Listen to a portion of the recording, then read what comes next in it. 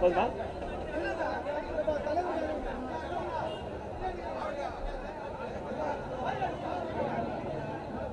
எஸ்ஐஆரை கண்டித்து இன்றைக்கு நம்முடைய மகத்தான தலைவர் எழுச்சி தமிழர் தொல்காப்பியன் திருமாவளவன் அவருடைய தலைமையிலே நடைபெற்றுக் கொண்டிருக்கின்ற இந்த போராட்டத்தில் பங்கெடுத்திருக்கின்ற மாவட்ட செயலாளர்கள், மரியாதைக்குரிய தோழர்கள் சேத்துப்பட்டு இளங்கோ அவர்களே, சாரநாத் அவர்களே, வேலுமணி அவர்களே, இளையா அவர்களே, சைதை ஜேக்கப் அவர்களே, கரிகால் வளவன் அவர்களே, சவுந்தர் அவர்களே, உஷாராணி அவர்களே, அப்புன் அவர்களே, ஞானமுதல்வன் அவர்களே, இளங்கோவன் அவர்களே, எனக்கு பின்னால் இங்கே பேசவிருக்கின்ற மரியாதைக்குரிய சட்டமன்ற உறுப்பினர்கள், துணை பொதுச் செயலாளர்கள் எஸ் பாலாஜி அவர்களே, ஆலூர் சானவாஸ் அவர்களே, மரியாதைக்குரிய பனையூர் பாபு அவர்களே, கட்சியினுடைய தலைமை நிலைய செயலாளர்கள், மரியாதைக்குரிய ஐயா தகடூர் தமிழ்ச்செல்வன் அவர்களே, இளஞ்சேகர் அவர்களே, அமைப்பு செயலாளர் கவிஞர் இளமாறன் அவர்களே, துணை பொதுச் செயலாளர் மரியாதைக்குரிய தோழர் வழக்கறிஞர் ரஜினிகாந்த் அவர்களே,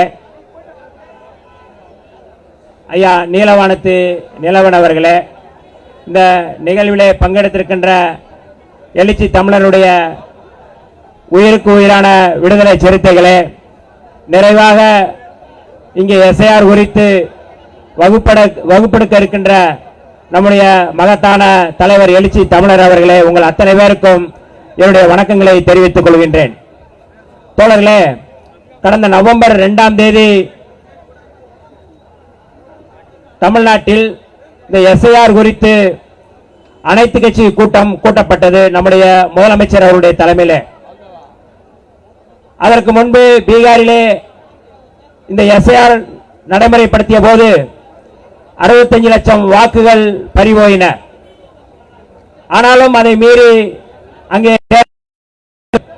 இன்றைக்கு பீகாரிலே ஜனநாயகத்துக்கு எதிராக ஜனநாயக விரோத அரசாக இன்றைக்கு மோடி அந்த ஆட்சியை நிறுவியிருக்கிறார்கள். தமிழ்நாட்டிலும் அது வரக்கூடாது என்பதற்காகத்தான் நம்முடைய தலைவர் அவர்கள் தமிழ்நாட்டில் முதல் முறையாக இது குறித்து ஒரு விழிப்புணர்வு ஏற்படுத்த வேண்டும், இந்த அச்சத்தை மக்களிடையே என்னவென்று தெரிவிக்க வேண்டும் என்கின்ற வகையிலே தான் அனைத்து நவம்பர் 2ஆம் தேதி சென்னையிலே அந்த கூட்டம் நடைபெற்றது. அந்த கூட்டத்திலே பேசும் பொழுது நம்முடைய தலைவர் அவர்கள் ஒரு செய்தியை சொன்னார்கள். அதற்கு முன்பு இந்த எஸ்ஐஆர் என்பது வெறும் வாக்குரிமை சம்பந்தப்பட்டது, வாக்காளருடைய உரிமை பறிக்கப்படுகிறது என்கின்ற அடிப்படையில் தான் எல்லோரும் பேசித்துக் கொண்டிருந்தோம். ஆனால் நம்முடைய தலைவர் அந்த கூட்டத்தில் பேசும் பொழுதுதான் இது எவ்வளவு பெரிய ஆபத்தானது என்பதை அங்க இருக்கின்ற தலைவர்கள் உணர்ந்தார்கள், தமிழ்நாட்டு மக்களும் அதை புரிந்து கொண்டார்கள்.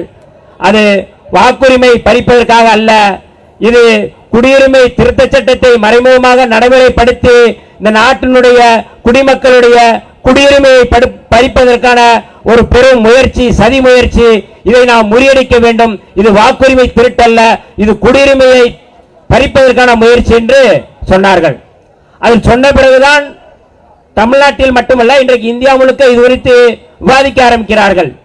மறைமுகமாக இஸ்லாமியர்கள், கிறிஸ்தவர்கள், பழங்குடிகள், சிறுபான்மை மக்கள் பறித்துவிட்டு கோட்சேவினுடைய குருவாக இருக்கக்கூடிய சாவர்கருடைய கனவு இந்த இந்தியாவில் இந்து ராஷ்டிரம் படைக்க வேண்டும், அதற்கு இஸ்லாமியர்களோ கிறிஸ்தவர்களோ இருக்கக்கூடாது என்கின்ற ஜனதா கட்சி இந்த நகர்வை முன்னெடுத்துக் வருகிறது. புரட்சியாளர் அம்பேத்கர் அவர்கள் சொல்லும் பொழுது வயது வந்த அனைவருக்கும் வாக்குரிமை என்று சொன்னார்கள். ஆனால் இன்றைக்கு இந்த தேர்தல் ஆணையம் கணேஷ்குமார் அவருடைய வயது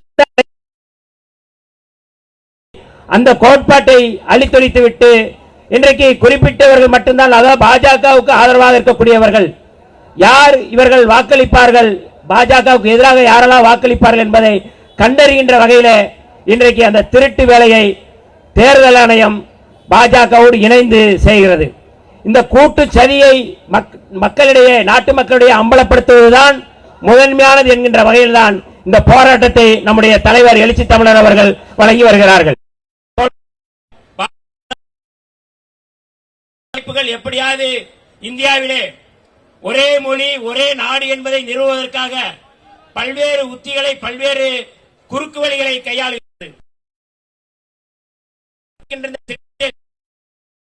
ஆணையத்தினுடைய மசோதாவை இரண்டாவது பிரதமர் இருப்பார், மூன்றாவது எதிர்க்கட்சி தலைவர் இருப்பார். இந்த மூன்று பேரும் இணைந்து யார் பெரும்பான்மையோ அவர் தலைமை தேர்தல் ஆணையம். ஆனால் இன்றைக்கு அந்த திருத்தம் என்றால் உச்சநீதிமன்ற நீதியரசர் அந்த இதிலிருந்து தூக்கி எறிந்து விட்டார்கள். இப்பொழுது பிரதமர் எதிர்க்கட்சி தலைவர் இருப்பார், பிரதமர் நியமிக்கக்கூடிய மத்திய அமைச்சர் இல்லை யாரோ ஒருவர் அதில் இருப்பார். இந்த ரெண்டு பேர் சேர்ந்து இன்றைக்கு தேர்தல் ஆணையரை தேர்ந்தெடுக்கிறார்கள். அவர்தான் ஞானேஷ்குமார் அவர்கள். அவர் இன்றைக்கு பாஜகவினுடைய ஒரு கூலிப்படையாக தேர்தல் ஆணையத்தை நடத்தி வருகிறார்கள். தன்னாட்சி பெற்ற நிறுவனங்களாக இருக்கக்கூடிய இந்த நிறுவனங்கள் சிபிஐ இருக்கட்டும், சிபிஐ ஒரு தன்னாட்சி பெற்ற நிறுவனம், இடி என்பது ஒரு தன்னாட்சி பெற்ற நிறுவனம், அதே போல சிபிஐயும் ஒரு தன்னாட்சி பெற்ற நிறுவனம், அதே போலதான் தேர்தல் ஆணையம் ஒரு தன்னாட்சி பெற்ற நிறுவனம். அந்த ஜனநாயக அமைப்புகளை இன்றைக்கு சிதைத்துவிட்டு அவை எல்லாவற்றையும் தன்னுடைய கூலி நான் யாரையெல்லாம் குறிவைக்கின்றோமோ, எந்த வேலைகளுக்காக எந்த இலக்கை நோக்கி நாம் குறிவைக்கிறோமோ அந்த இலக்கை நோக்கி அவர்கள் முன்னகர்த்துகிறார்கள். இதுதான் புரட்சியாளர் அம்பேத்கருடைய இந்த அரசியலமைப்பு சட்டத்தை அவர்கள் தகர்க்க நினைக்கிறார்கள். தோழர்களே, ஒரே நாளில் பண மதிப்பு நீக்கத்தை கொண்டு வந்தார்கள். இனிமேல் பணம் செல்லாது என்று அறிவித்தார்கள். கடந்த அக்டோபர் 27ஆம் தேதியிலிருந்து தமிழ்நாட்டில் நமக்கு இப்பொழுது யாருக்குமே வாக்குகள்